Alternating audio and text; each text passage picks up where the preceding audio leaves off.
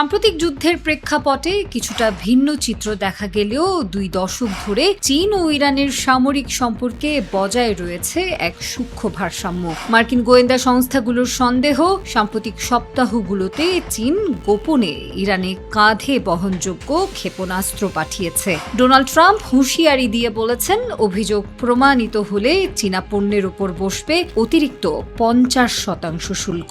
ওদিকে চীনের কঠোর বার্তা সবই মিথ্যা ও মন গড়া কথা। তবে বিশেষজ্ঞদের মতে এই অভিযোগ সত্যি হলে এটি হবে মধ্যপ্রাচ্যে চীনের কৌশলগত অবস্থানের বড় পরিবর্তন। ওদিকে ইতিহাস বলছে 1980-র দশকে চীন ইরান সামরিক সম্পর্ক ছিল সবচেয়ে ঘনিষ্ঠ।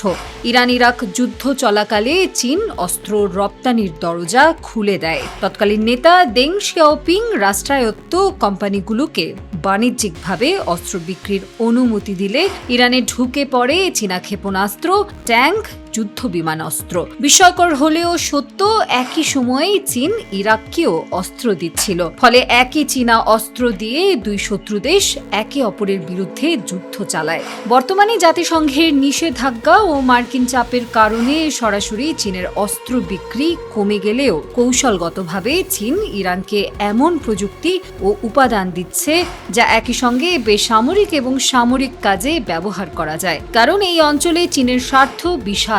পারস্য উপসাগর থেকেই আসে তাদের প্রায় 1/3 তেল।